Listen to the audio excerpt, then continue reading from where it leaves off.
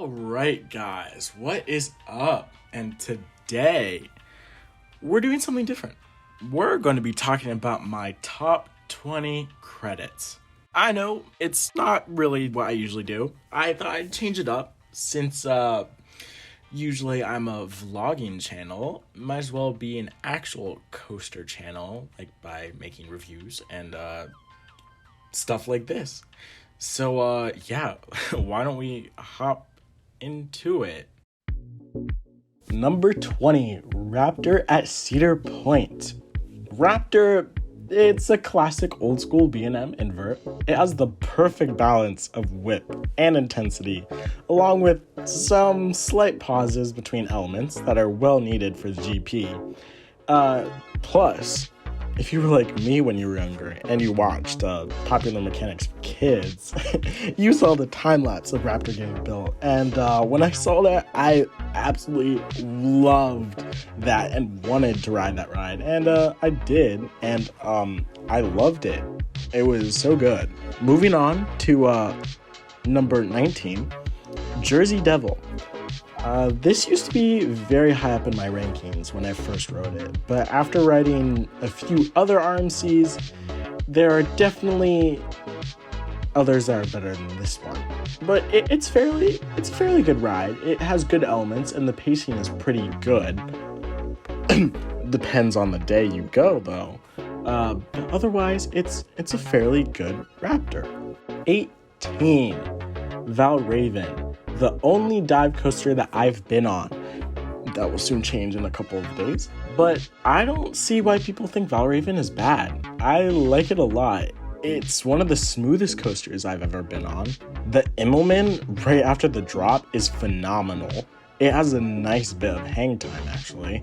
For me, it's definitely a front row coaster. Valraven has good elements, but otherwise, it's a nice coaster for everyone. 17, Steel Force. My very first ever hyper. And one of the best coasters at Dorney. Steel Force is basically just a smooth version of Magnum. And if you sit in the magic seat, car 1, row 3. It's an absolute airtime heaven ride. The last few bunny hills hit in mostly every single seat on that ride. And the laterals you get on the Helix is insane. It's like Morgan wanted to have people ride a Carnival Himalaya ride in the middle of Steel Force. Number 16, Mako. Great hyper, it has amazing airtime, and the layout was amazing. I love the last swoop on the lake. It just adds to the experience like you're on a shark. It is supposed to be a water themed animal. So the water next to the ride, perfect. It adds to the setting. Right above that is Candymonium. It's basically Mako, but it's shorter and it has trims. There's trims everywhere. You never can get a ride without trims unless you're riding Candymonium in wintertime. That's it. That's all you're going to get. But otherwise, Candy, fun. It's only ranked higher because I ride it all the time and I rode Mako like once. Number 14, Magnum, the original hyper, but it is with ejector airtime. Those triangle hills, I tell you, are insane. It just makes the ride so much better. And it's the original. It had to be good when it opened. All right, 13, Talon, the Grip of Fear. It is possibly one of my favorite inverts in the world. It has the classic old school whip. Talon, it goes into the loop, then it goes into a 0G roll, then it goes into an Immelman, and then it does a nice little helix, and then it goes down into the corkscrew, and then it has a low to the ground helix, which is absolutely insane. You can literally stick out your hand and touch the dirt, basically. All right, number 12, Kingda Ka. one of my favorite accelerators out there, and it is the tallest coaster in the world, which just makes it even better. Next time I go to Great Adventure, I will marathon this ride because I absolutely love it. I just love speed, and I love anything that has a launch, so Kingda is perfect for me. Number 11, Fahrenheit at Hershey Park. Fahrenheit, it's one of my favorite rides. I love the vertical lift. It kind of just makes it a little bit cooler.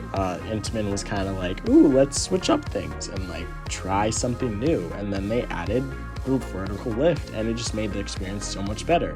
It had a Norwegian loop, the only other Norwegian loop in the world. It does have a rattle coming out of the Cobra roll, but besides that, Fahrenheit is a fun ride. It is definitely a great mixture of intensity and gracefulness. It is a graceful coaster, unless you're in the back, because then you get whipped around a ton. And that airtime hill at the end, great. Number 10, another vertical lift, Hollywood Rip Ride Rockit.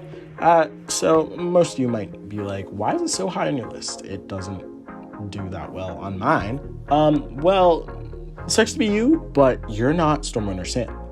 You did not grow up on this coaster. Okay, I grew up with Hershey Park. But for me, Hollywood Rip Ride Rockit has sentimental value because it was the very first roller coaster that I could listen to my favorite song at the time on. And that just made it all better. And I don't think you can choose your own music on any other roller coaster. It's just good.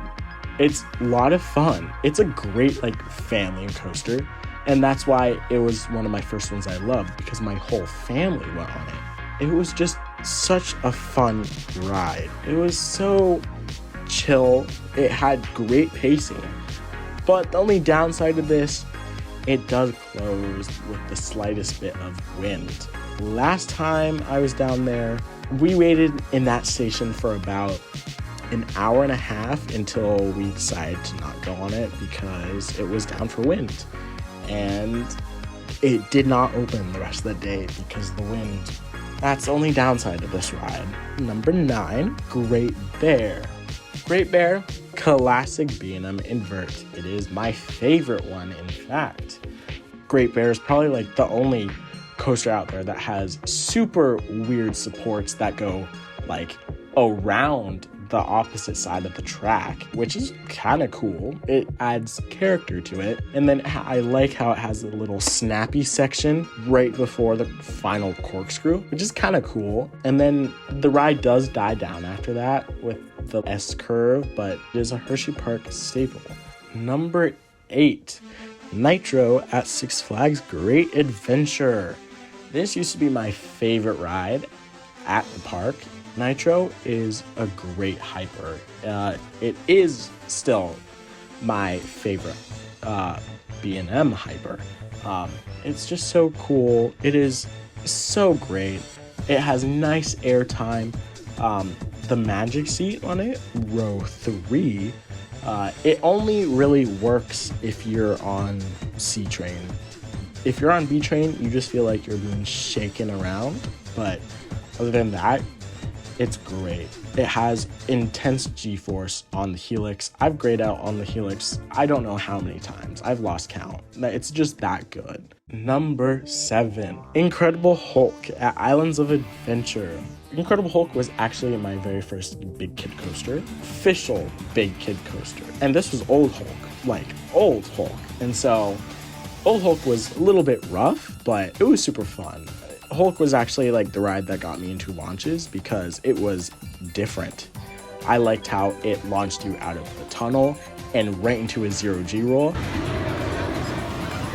I loved that ride. I still love that ride. It's absolutely amazing.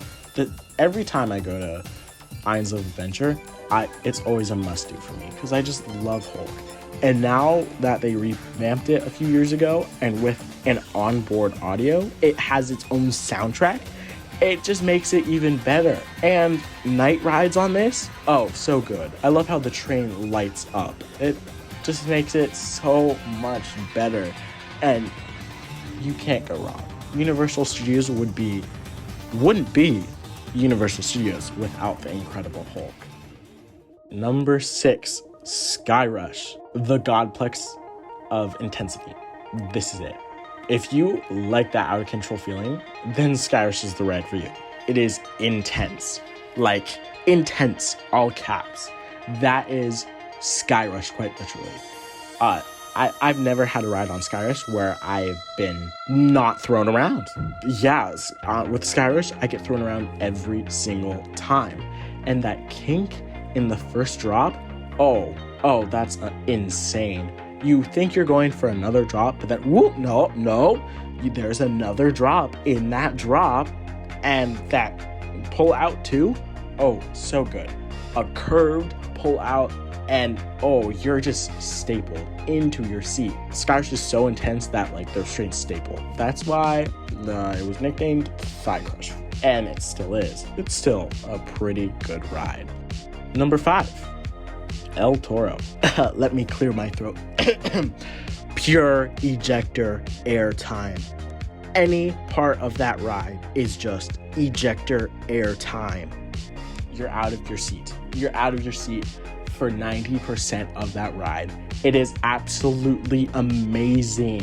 If you want to ascend to heaven, ride that ride. That is all I have to say. It is literally a simulation of a bull ride, because you're out of your seat. You're getting bucked around. And if you go in the last car, sighing your life away, because you're going to die from how good it is. It's just so good. And if you are riding it and Jay is operating, say hello to that man. That man is amazing. So fine. Immaculate. He is a great ride-up, the best ride-up in the world. Number 4, my namesake, Storm Runner. I don't need to say anything. I don't need to say anything. It's just a work of art. It's just look at it. Just look at it. Whew. And that launch, forceful for how small it is. Forceful. It is so beautiful. So beautiful. That's all I have to say. Nothing more. Number 3, Maverick. Maverick, amazing. So good. The whips. Oh, I love the whips. Oh, that Stangle dive.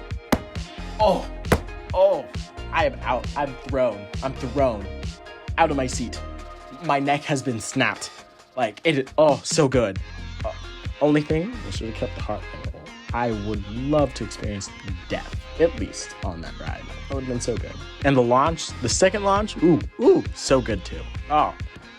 So good. Makes the ride. Next, after Maverick, is Steel Vengeance. Steve. We love Steve. Steve is great. Oh, and when I say I love snappy inversions, Steve has snappy inversions. Ooh, those 2 inversions right at that turnaround, make it so good. And those inversions in the structure as you're going on the last lap around back to the brake run, so good. Highlights the ride. Like, you're least expecting them, and then whoop, you're upside down, and then the next thing you know, you're out of your seat in the air because of ejector air time. It's the perfect amount of ejector and inversions. That just makes it so good. Right, so you're all probably dying for what is number 1. So my number 1 spot is another Universal classic. It is so good. Dudley Do-Ret's Rip Sulfat. Velocicoaster. So good. It is best coaster in the world. Best coaster in the world. Let me tell you why. Launches, inversions, whippiness. It has a 0G stall over plants. So good. It has theming. What makes a coaster even better? Theming. And just Velocicoaster has all of those combined. No wonder everyone loves it at Universal. It's just so good. It is a must-do. If you go to Universal, yeah, you have to go on it. It is just that good. So yeah, that is my top 20. I hope you guys enjoyed me ranting and raving through every single one. But if you did like it, give it a like, maybe subscribe. But this was fun to make. I kind of do like making videos like this, and I think I'll be making more in the future. But here we go, I guess, and see you next time.